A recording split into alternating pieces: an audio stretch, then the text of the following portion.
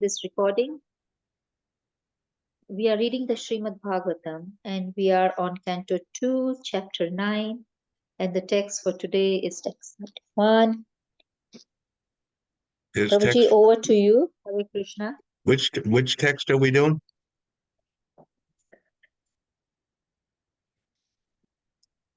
What is the number of the text we're doing?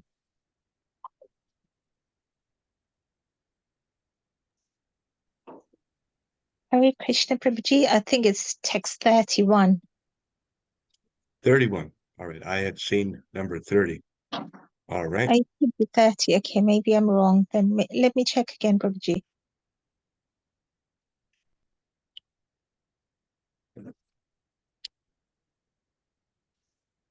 Prabhuji, it's text 30. All right. 30. 30, 30. All right. Thank you. Very good. Om Namo Bhagavate Vasudevaya. Om Namo Bhagavate Vasudevaya. Om Namo Bhagavate Vasudevaya. So this is Canto 2, Chapter 9, text number 30 of Srimad Bhagavatam. The title of the chapter is The Cosmic Manifestation. Is it my internet? I'm not able to hear. Hare Krishna.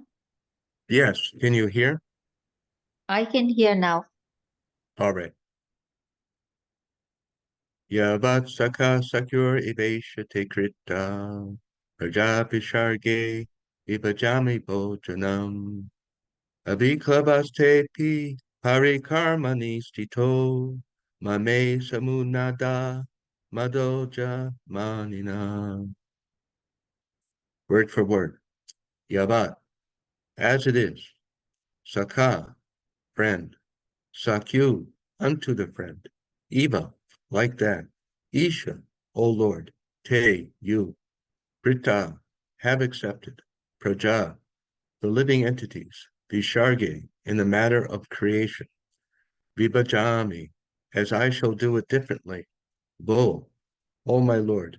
Janam, those who are born. Aviklava, without being perturbed. Te, your.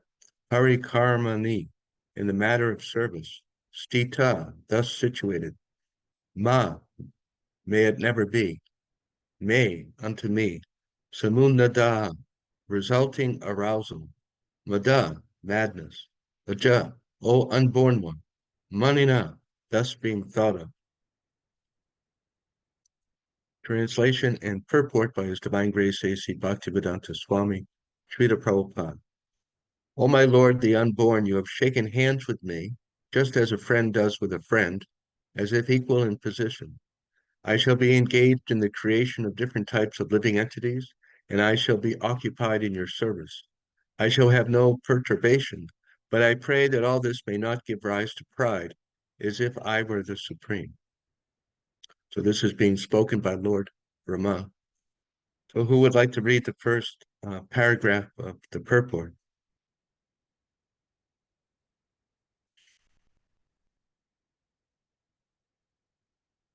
I can read it, Prabhuji. Okay. Hare Krishna. Namo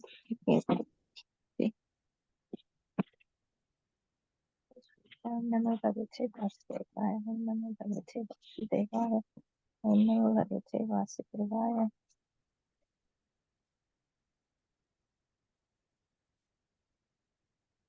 Lord Brahma is definitely situated in the humor of friendship with the Lord. Every living being is eternally related with the personality of Godhead in one of the 5 different transcendental humors, namely Shanta, Dasya, Sakya, Vatsalya, and Madhurya. We have already discussed these 5 kinds of humors in relationship with the personality of Godhead. It is clearly exhibited herein that Lord Brahma is related to the personality of Godhead in the transcendental humor of friendship. A pure devotee may be related with the Lord in any one of the transcendental humors, even in the humor of parenthood, but the devotee of the Lord is always a transcendental servitor. No one is equal or greater than the Lord. That is the version of the Bhagavad Gita. Brahmaji, although eternally related with the Lord in the transcendental humor of friendship, and although entrusted with the most exalted post of creating different grades of living entities, is still conscious of his position, that he is neither the Supreme Lord nor supremely powerful. It is possible that some extremely powerful personality within or without the universe may sometimes show more power than the Lord himself. Still, the pure devotee knows that this power is vibhuti, delegated by the Lord, and such a delegated, powerful living entity is never independent. Sri Hanumanji crossed the Indian Ocean by jumping over the sea, and Lord Sri Ramachandra engaged himself in marching over the bridge. But this does not mean that Hanumanji was more powerful than the Lord. Sometimes the Lord gives extraordinary powers to his devotee, but the devotee knows always that the power belongs to the personality of Godhead and that the devotee is only an instrument. The pure devotee is never puffed up like the non-devotee class of men who falsely think that they are God. It is astonishing to see how a person who is being kicked by the laws of the Lord's illusory energy at every step can falsely think of becoming one with the Lord. Such thinking is the last snare of the illusory energy offered to the conditioned soul. The first illusion is that he wants to become Lord in the material world by accumulating wealth and power, but when he is frustrated in that attempt, he wants to be one with the Lord. So, both becoming the most powerful man in the material world and desiring to become one with the Lord are different illusory snares. And because the pure devotee of the Lord are surrendered souls, they are above the illusory snares of Maya. Because Lord Brahma is a pure devotee, even though the first dominating deity in the material world, and therefore able to do many wonderful things, he would never, like the non-devotee with a poor fund of knowledge, have the audacity to think of becoming one with the Lord. People with a poor fund of knowledge should take lessons from Brahma when they are puffed up with the false notion of becoming God. Hare Krishna. Very good. I will continue reading. Factually, Lord Brahma does not create the living entities.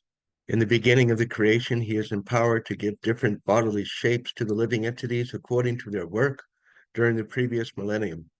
Brahmaji's duty is just to wake the living entities from their slumber and to engage them in their proper duty. The different grades of living entities are not created by Brahmaji by his capricious whims, but he is entrusted with the task of giving the living entities different grades of bodies so that they can work accordingly. And still he is conscious that he is only instrumental, so that he may not think of himself as the supremely powerful Lord. Devotees of the Lord are engaged in a specific duty offered by the Lord, and such duties are successfully carried out without hindrance because they are ordained by the Lord. The credit for success goes not to the doer, but to the Lord. But persons with a poor fund of knowledge take the credit for success into their own accounts and give nothing to the accounts of the Lord. That is the symptom of the non-devotee class of men. And the verse again, spoken by Lord Brahma, O my Lord, the unborn, you have shaken hands with me, just as a friend does with a friend, as if equal in position. I shall be engaged in the creation of different types of living entities, and I shall be occupied in your service. I shall have no perturbation, but I pray that all this may not give rise to pride, as if I were the supreme.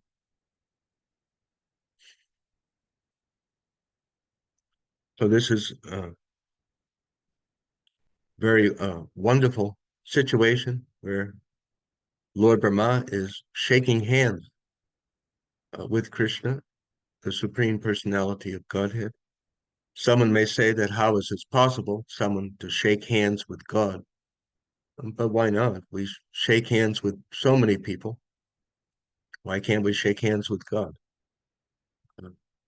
God has hands. God has arms.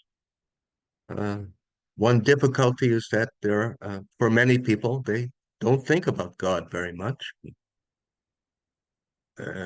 On this planet Earth, of course, there are so many religious people who do have some conception, and there are many, many other people on this planet who God is off the radar and off.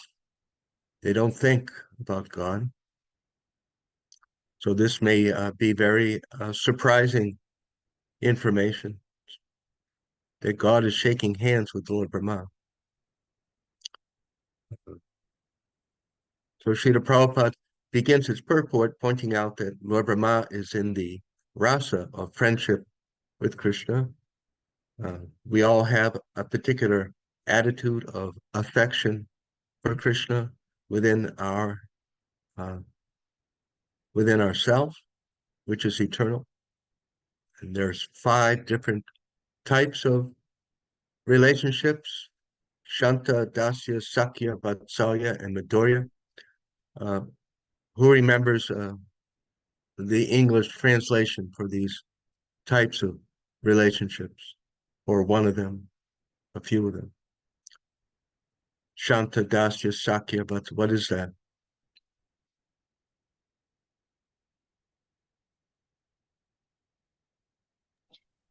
Is her Krishna Prabhuji is that Shanta as in neutral, Right? Dasya as in servitude, Sakya as in friendship, Vatsalya as in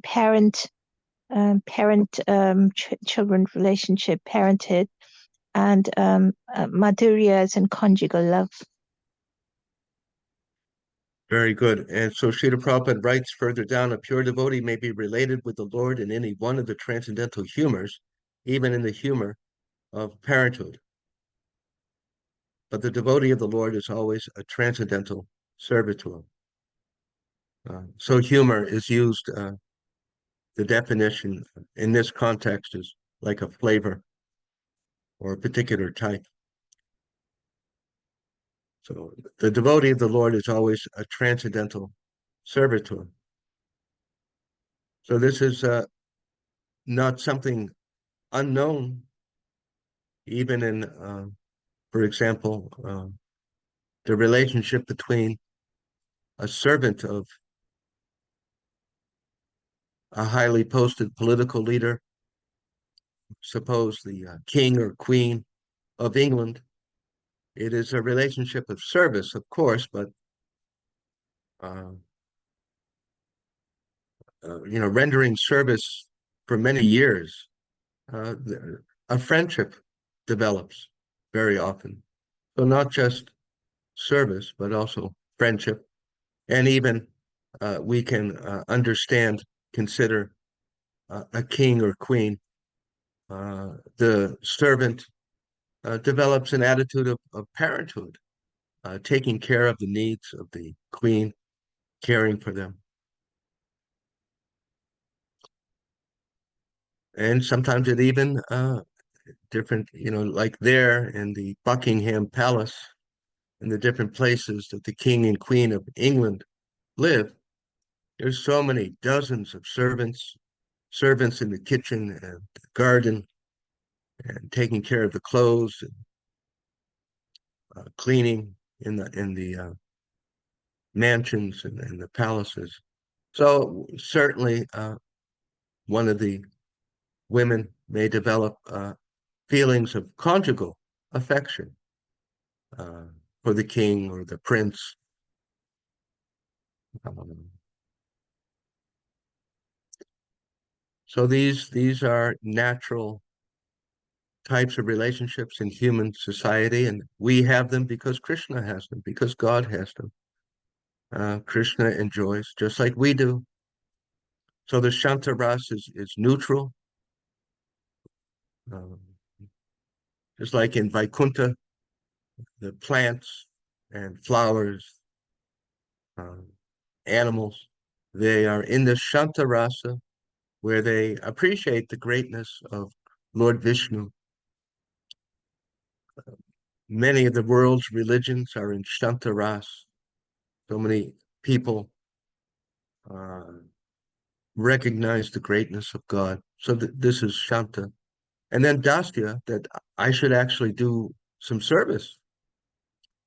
So God is great and I am small, so I should be of service. So this is Dasya. And as we discussed, this can become uh, deeper of friendship and even like a parent and as a lover. But Srila Prabhupada points out that always we are servitors, subordinate to Krishna. No one is equal to or greater than the Lord. That is the version of the Bhagavad Gita.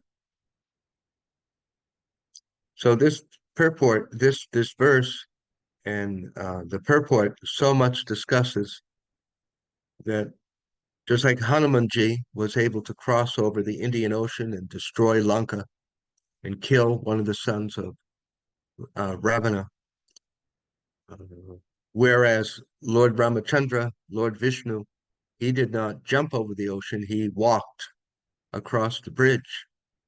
So someone may say that, oh well, Hanumanji is more powerful than Lord Ram, but this is just part of the relationship between Lord Vishnu and his devotees. That sometimes it seems that they're more powerful, but it is only a play. It is only a show. And the devotee always knows that whatever ability we have, it's given by God. Now the thing is that the non-devotees, people who are not very God conscious, they tend to take the credit.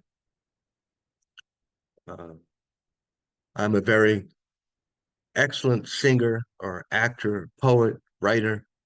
I'm a very expert, powerful manager, politician, fighter.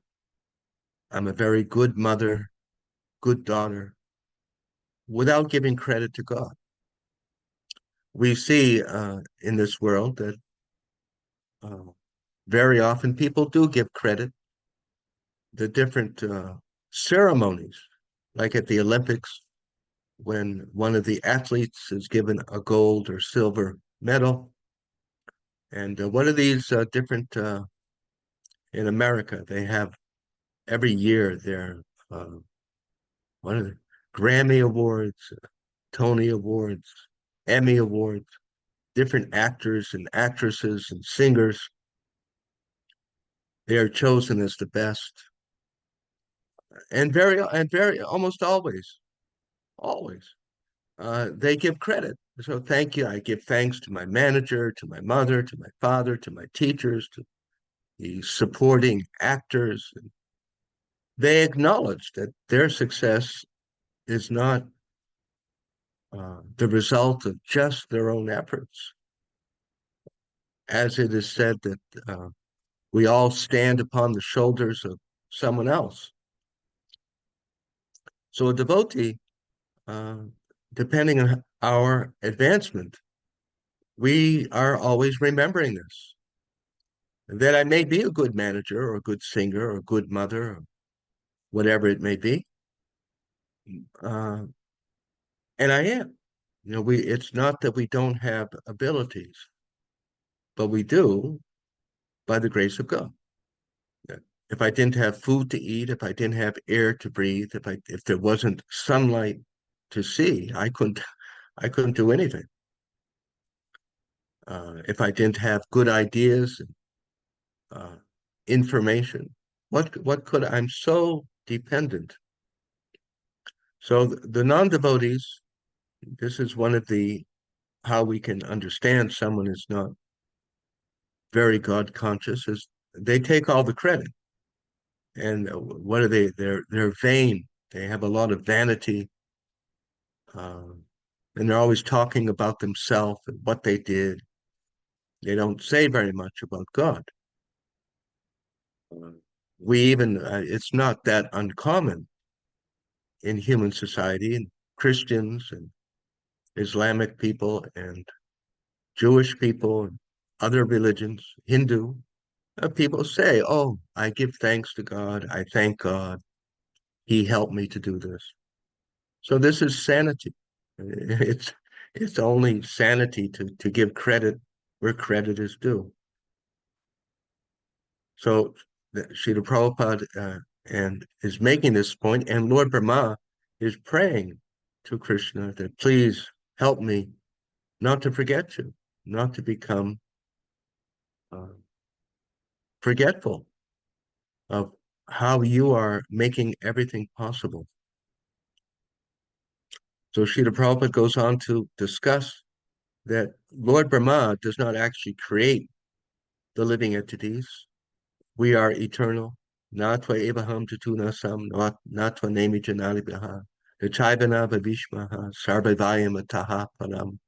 In the Bhagavad Gita, Lord Krishna says, never was there a time when I did not exist, nor you, nor all these kings, nor in the future shall any of us cease to be.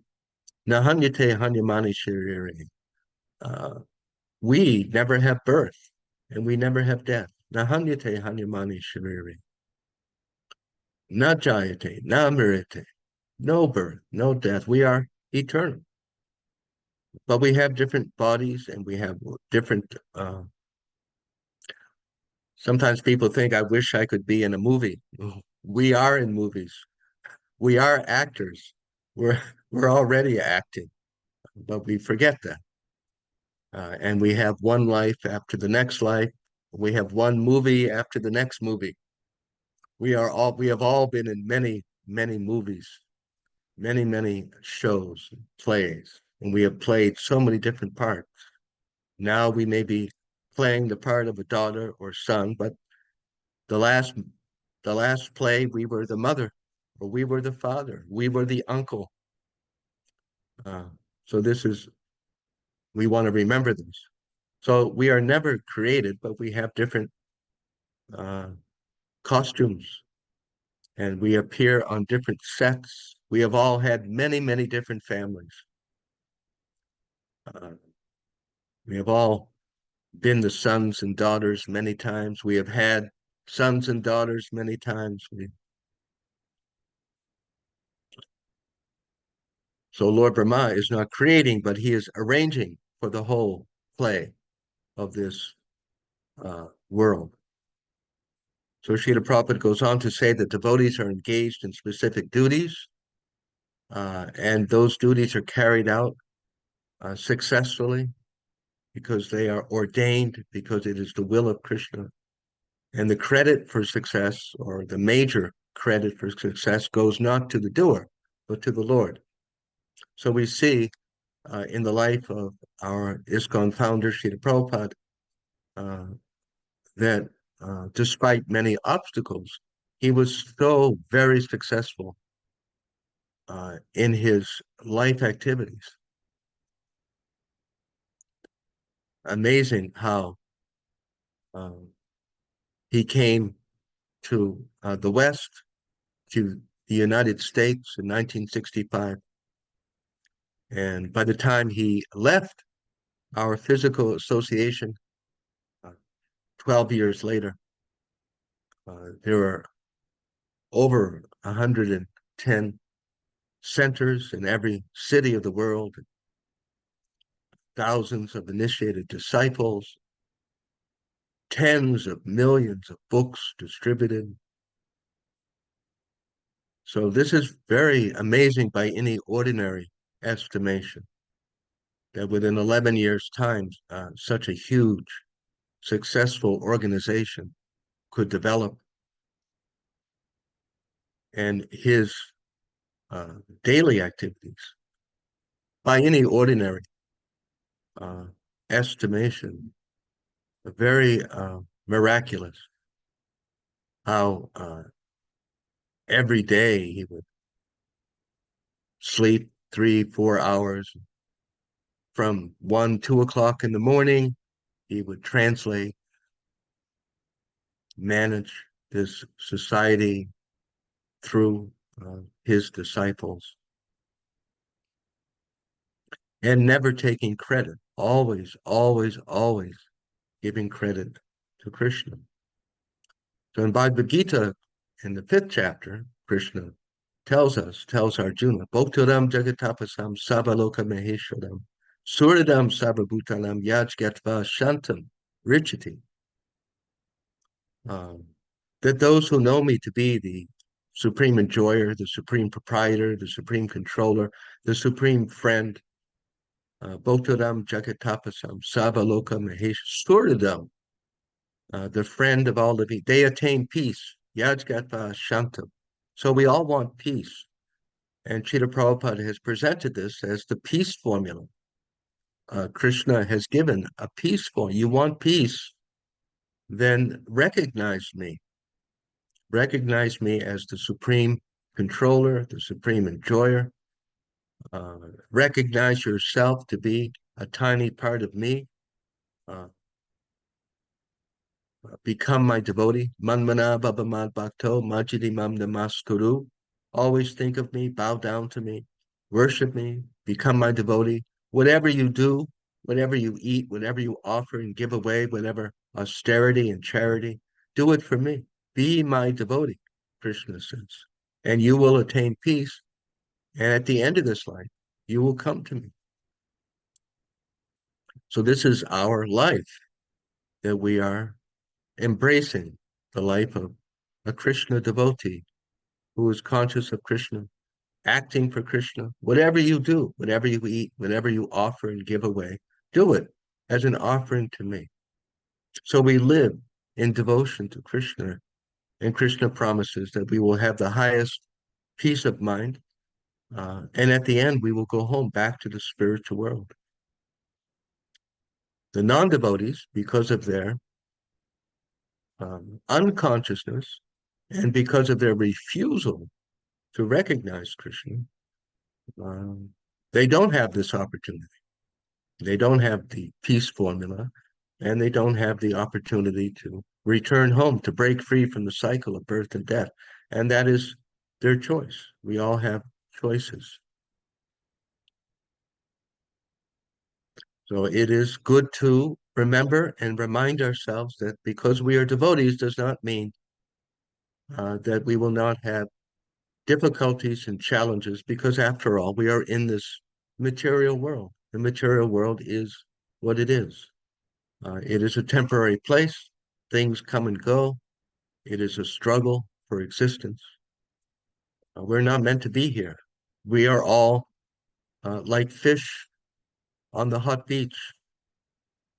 Most places of the world now, it is summertime. In Australia and south of the equator, it is wintertime. But north of the equator, uh, it is summer. And it's very hot. And we can appreciate that if we were a fish and we were on the stand on the beach, it would not be fun. And even if someone gave us an umbrella and some water, a little spray bottle to spray ourselves, suntan lotion, it wouldn't be very good, would it? Difficult. And so this is what's happening with us, that we can find some comfort, but we are finding comfort on a hot beach. It is impossible to find permanent comfort here. And we know this. We want to go home. We want to go back to the spiritual world where life is not on a hot beach. Sat Chidananda Vigraha, full of transcendental joy and love eternally, without any suffering. So, is there any questions or discussion, some comments?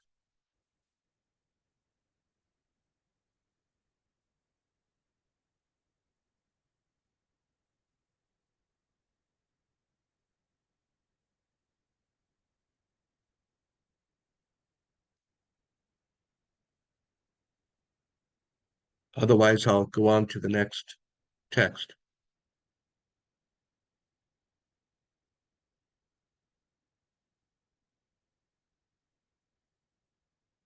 Everyone is still there? Hare Krishna Prabhu. Yes, Yes, yes. Hare Krishna. Yes.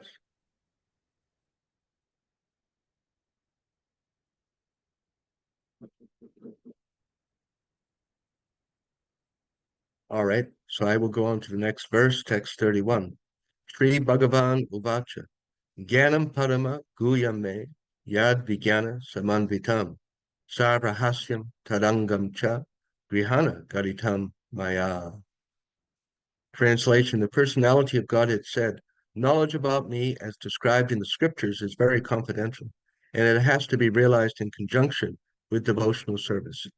The necessary paraphernalia for that process is being explained by me. You may take it up carefully. Purport: Lord Brahma is the topmost devotee of the Lord within the universe, and therefore the personality of God had replied to his four principal inquiries in four important statements, which are known as the original Bhagavatam in four verses. These were Brahma's questions. 1. What are the forms of the Lord, both in matter and in transcendence? 2. How are the different energies of the Lord working? 3. How does the Lord play with his different energies? 4. How may Brahma be instructed to discharge the duty entrusted to him? The prelude to the answers is this verse under discussion, wherein the Lord informs Brahma that knowledge of him, the supreme absolute truth, as it is stated in the revealed scriptures, is very subtle and cannot be understood unless one is self-realized by the grace of the Lord. The Lord says that Brahma may take the answers as he explains them.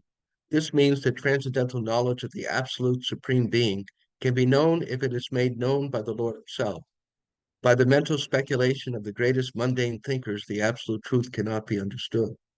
The mental speculators can reach up to the standard of impersonal Brahman realization, but factually, complete knowledge of transcendence is beyond the knowledge of impersonal Brahman. Thus, it is called the supreme confidential wisdom. Out of the many liberated souls, someone may be qualified to know the personality of Godhead. In the Bhagavad Gita, it is also said by the Lord himself that out of many hundreds of thousands of people, one may try for perfection in human life, and out of many liberated souls, one may know him as he is. Therefore, the knowledge of the personality of Godhead may be attained by devotional service only. Rahasyam means devotional service. Lord Krishna instructed Arjuna in the Bhagavad Gita because he found Arjuna to be a devotee and friend. Without such qualifications, one cannot enter into the mystery of the Bhagavad Gita. Therefore, one cannot understand the personality of Godhead unless one becomes a devotee and discharges devotional service. This mystery is love of Godhead. Therein lies the main qualification for knowing the mystery of the personality of Godhead.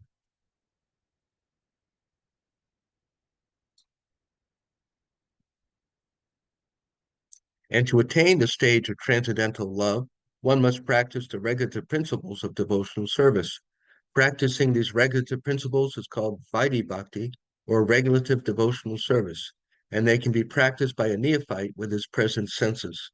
Such regulative principles are mainly based on hearing and chanting of the glories of the Lord, and such hearing and chanting can be made possible in the association of devotees only. Lord Chaitanya therefore recommended five main principles for attaining perfection. The first is association with devotees, hearing. Second is chanting the glories of the Lord. The third is hearing Srimad Bhagavatam from a pure devotee. The fourth is residing in a holy place connected with the Lord. And fifth, worshiping the deity with devotion. Such rules and regulations are parts of devotional service. So as requested by Lord Brahma, the personality of Godhead will explain all about the four questions put forward by Brahma and others also, which are parts and parcels of the same questions. So this Srimad Bhagavatam, as we remember, is the conversation between Maharaj Pariksit and Shukadev Goswami, uh, isn't it? Maharaj Pariksit wanted to know about Krishna at the time of leaving this world, and he had a number of questions.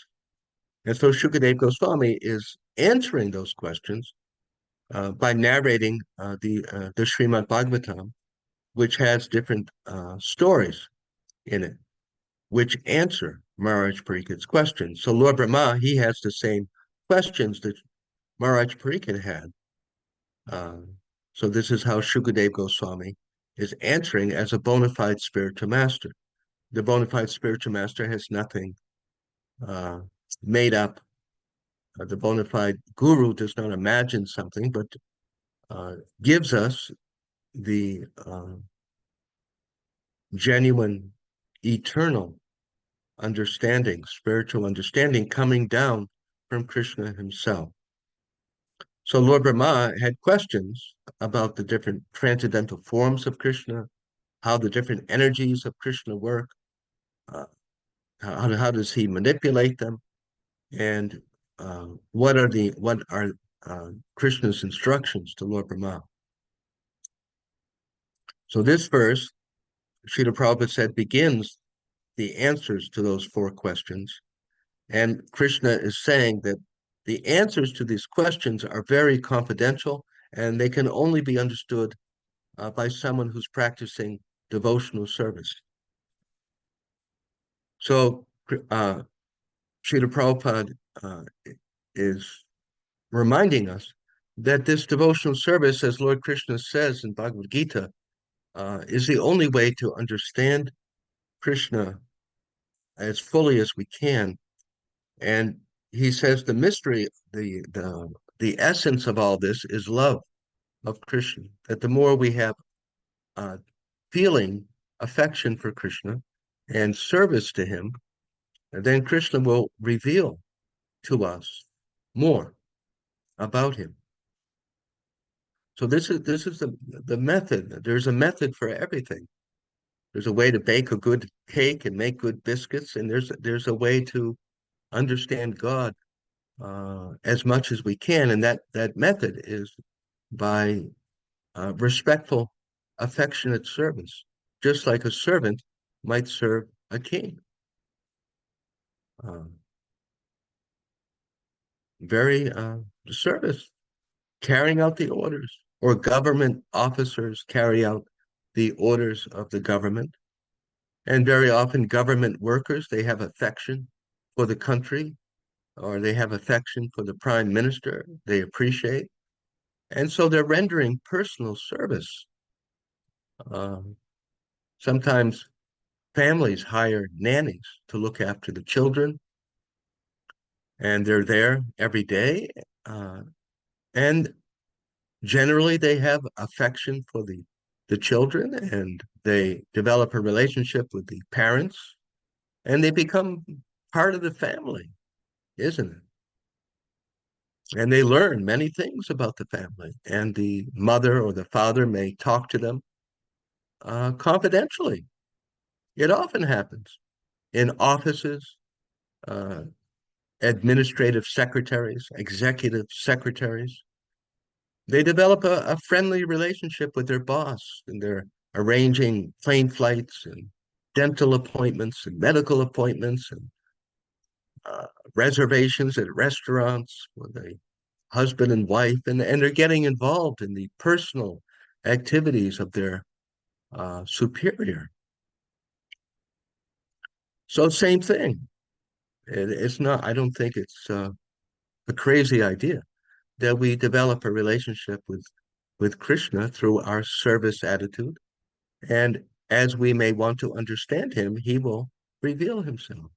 Atashi Krishna namani namavengram indriya sevan mukhe hijivada swayameva svarat yada. So we begin our service to Krishna, as Srila Prabhupada says here, through hearing about him and chanting, praising him, and singing his divine holy names, Harinama, Harinama, Harinama Eva Kevalam, through the spiritual master or through the devotees, because no one serves Krishna directly.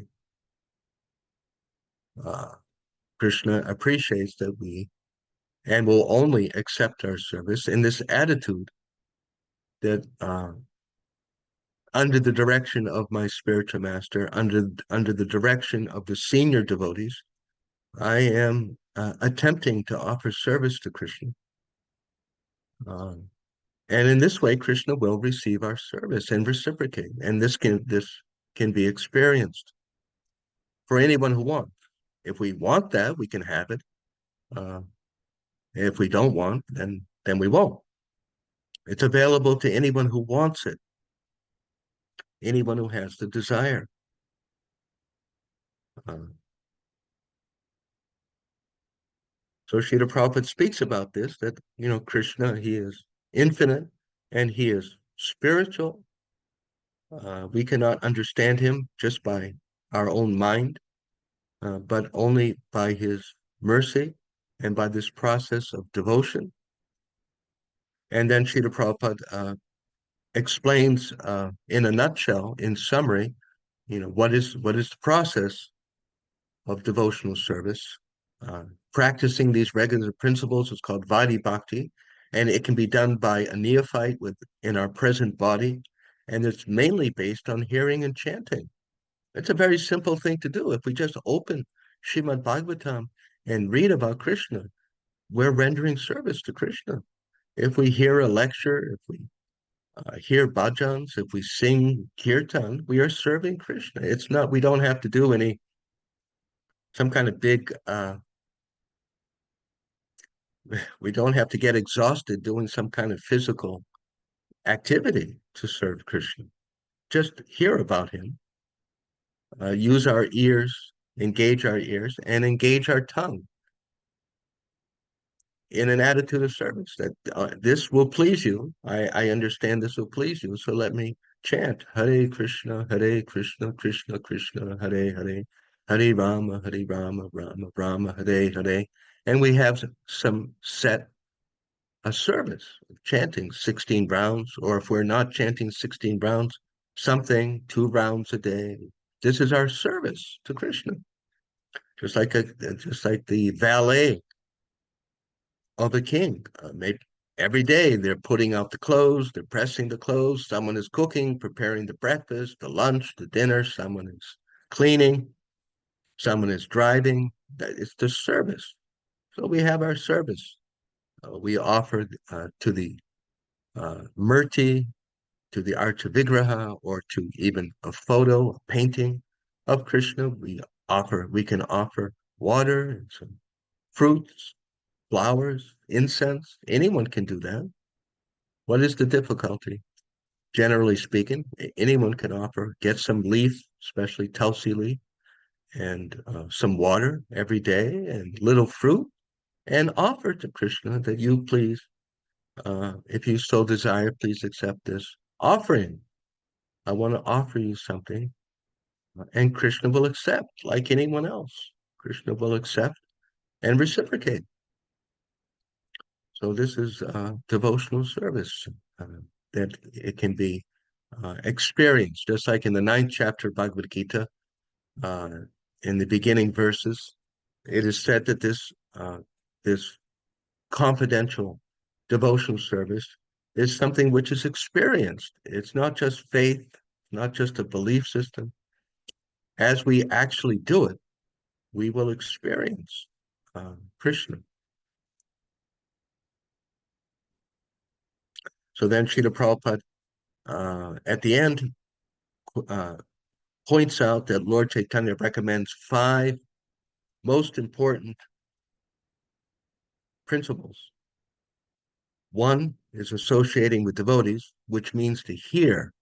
Association with devotees does not mean mainly being in the same room. It means hearing, just like we're doing now. We're hearing.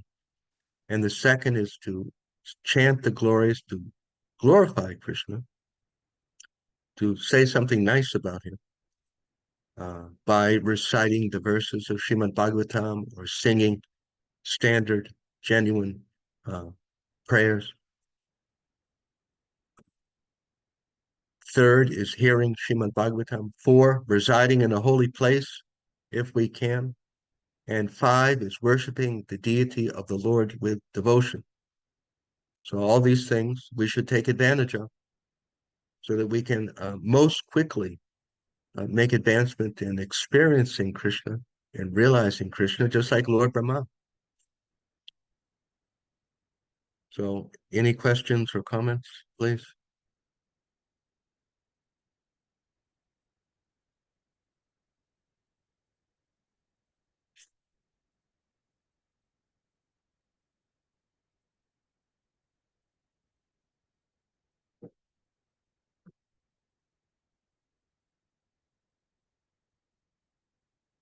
Otherwise, someone can conclude our session. Hare Krishna Prabhuji. Before someone concludes, please accept my humble obeisances. I have always wondered really about Krishna and serving him in what he's doing. And I've been having this question lately of what is Krishna really doing? What is he really, his Leela? What is he really doing that we humans and living entities need to be part of him so that we can serve in what he's doing? Yes, I don't know it is a mystery as described here, Rahasyam, exactly what Krishna is and what he is not and what he's doing. And by rendering this devotional service, this humble service, Krishna will reveal. So sit before Lord Chaitanya and Nityananda and chant Hare Krishna and ask, please let me understand your Leela.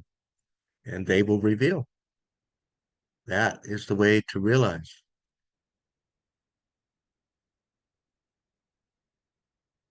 Is that all right? Thank you very much. And we can hear the Srimad Bhagavatam and other devotees describe what, in general, what Krishna does. Just like that's what Maharaj Pariksit is asking right here. What is Krishna's Leela? And the whole Srimad Bhagavatam describes. Some other question or comments? Hare Krishna Prabhu. Thank you for the Hare wonderful Krishna. class. Just to, I need a clarification. Since we talked about offering leaf flower, giving an offering to the Lord. Um, there's a difference, or if some devotee may offer an offering to the Lord in the form of his picture, and another devotee may do so in the temple while worshipping the deity. So why is there the need to install deities? Because Prabhupada has also mentioned that we can simply offer directly something even to a picture of Lord Krishna, and he will accept it. He will accept it out of, if we offer it with love. Yes. So It is why what? Why is there the need then to install deities if Krishna already is there, if the devotee really believes? Yes. Well, because not everyone, you may be at such a level that you don't need that. You are enthusiastic to make offerings wherever you may be. But the greatest number of people are not on that level. And it is a great convenience, is it not, to have a venue, to have a setting, a place where there is regular offerings and worship, so that the greatest number of people who are not, so that they can have the opportunity to take part, isn't it? Just like some people say, why have temples? God is in my heart. It's true. God is in your heart, but the greatest number of people in this world are not on that level. They're not. So you may not need it, but other people do. Just like mathematics. You may be geometry, trigonometry, but there's so many people who are just learning fractions and algebra. So there has to be something for everyone. Yes, God is in, some people say that God is in my heart. I don't need the temple. Maybe you don't. That's nice. But there's many people who do. And if God is in your heart, he's also in the temple. So what is your problem? They want to get rid of the temple, some of these people. Or they sound like that. Or the way they seem to have some issue, some criticism. Does that make sense? Yes, Prabhu, it makes sense. Yeah. Thank you. And then also there's devotees who unfortunately may be incapacitated, they're in the hospital, or somehow they're in prison. So does that mean that they can't make offerings? Of course not, because uh, bhaktosime sakacheti, what is that? Yome bhakta pranashriti, because Krishna is interested in our heart. He's much more interested in our genuine attitude than he is in the superficial, what they call Krishna is interested in the substance, not the form. Although if we say we have love for Krishna, then of course we will want to have the best form of service possible. But if you're in a hospital or if you're in a prison, all you can do perhaps is do what they call manasa seva in the mind, which is a genuine way of offering service, and Krishna will accept that. It's entirely possible someone in a prison could have more sincere devotion, and Krishna may be more attracted to that devotee's seva than someone living in a temple who doesn't have the same heartfelt feeling. You see this point? It is a matter Yes. of our heart. So if uh,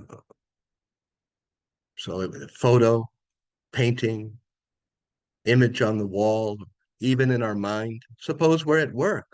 Where is the murti at work? Where's the photo of Krishna at work? We may not be, usually we're not able to have, but we can offer in our mind the food, you see? Yes, Of Prabhu. course, first opportunity, we want to do the best thing, which is to have the murti and offer incense and flowers and on every day and dress and bathe the deity. That's the best expression of form.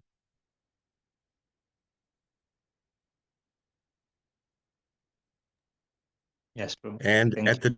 the one other thing is at the temple, the deities are installed. They are present for sure. So if we go to the temple and make an offering, what do they say? An authorized postal box. You put your mail in the authorized box. The mail will go. You can't just put your mail in any box, right?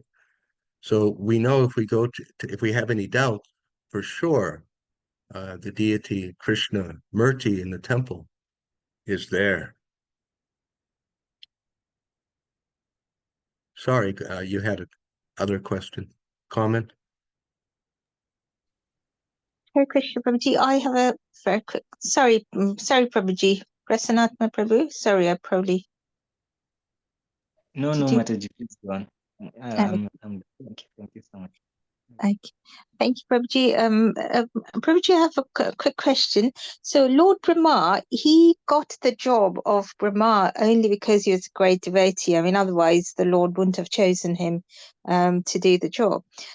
So why is it that, and we understand that, later on he did fall under Maya and illusion a bit when in the 10th canto we see how he kidnaps the cowherd boys and the calves. But he started off as a pure devotee, and he remains a pure devotee. So why is it that only about 12 people are called Mahajans, whereas there are so many exalted devotees named in Srimad Bhagavatam? So what is so special about those 12 devotees, which is not present in the other exalted devotees?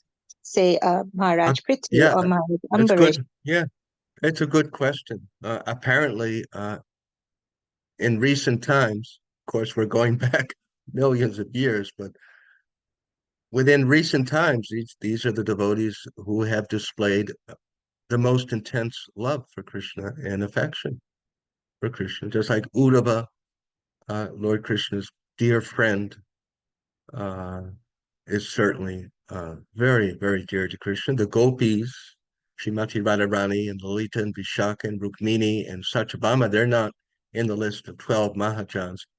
But part of the Mahajan is the position of leadership. Sri Satyabhama Devi, uh, of course, has such intense love for Sri Dwarkadish Krishna, but she is not functioning as a leader, right? She's functioning as the queen wife of Krishna. So these Mahajans, Bali Maharaj and Lord Shiva and Lord Brahma, they are obviously functioning as public leaders, you see. So not only do they have very deep love of Krishna, but you know, Yeah, I understand that, Prabhu. Yeah. Yeah. when we say Mahajan, they're leaders, spiritual leaders. But certainly Yeah. Sridham and Subal and Madhu Mangal, the cowherd boys, who can equal their love of Krishna? They're definitely Mahajans, but in essence, you see, but they're Yeah. not living like that. Yeah, no, I think I got confused because the other day I was just listening to something around Canto 4 where there's Maharaj Prithu, who's a Shaktavesh avatar of Krishna, and the Sanat Kumars, who are Mahajans, and so Maharaj Prithu, despite being an incarnation of the Lord, is not a Mahajan, and the four Kumaras are Mahajans. So that got me a bit confused as to how do you really define a Mahajan, because everybody is a true devotee. So Yes, yeah. I mean, why? I mean, why do we need a Mahajan necessarily? I mean, it's an interesting question. What the difference is between someone being mentioned or understood as a Mahajan or not. But Srila Rupa Goswami instructs us, and Lord Chaitanya instructs us that we should carefully associate with Uttama Adhikaris. He doesn't say Mahajans as far as attaining perfection in Krishna Prema.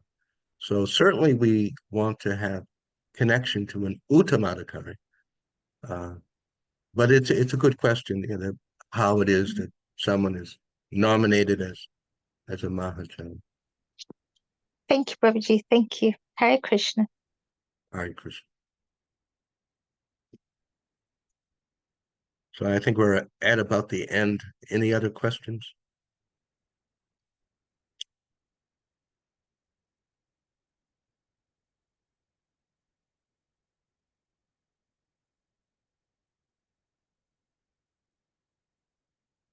Or someone will close today's class.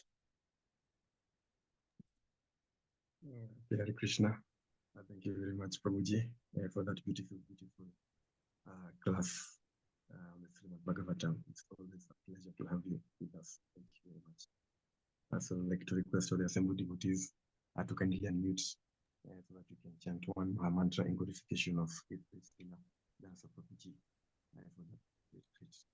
My ears aren't working very well. Do you think perhaps you could speak louder or speak closer to your microphone? Yes, it's I can't hear. Mugo. Yes. Yes. That's better. Okay, yeah. I was just requesting the assembled devotees to kindly unmute so that you can chant one round of the Maha Mantra. Thank you very much. Hare Krishna. Krishna Krishna. Krishna. Hare Hare, Hare Hare Rama, Hare Rama, Hare Rama, Rama Rama, Hare Hare. Panchakalpotarubhyascha kripasindhu parivata patitanam pavanebhyo vaishnavebhyo namo namaha. Srila Prabhupada ki Jai. His Grace Dina Sharana Das Prabhuji ki Jai. Srimad Bhagavatam ki Jai. Ki Jai. All glories to the assembled devotees. Hare All Krishna. glories to the assembled devotees. Hare Krishna. Thank you, Thank you Prabhuji. so much for your association. I very much appreciate it. I look forward to seeing everyone again next week by the grace of Krishna. Thank you, Prabhuji. I wish you. everyone well. Hare Krishna. Thank you, Prabhuji. Hare Krishna. Same to you.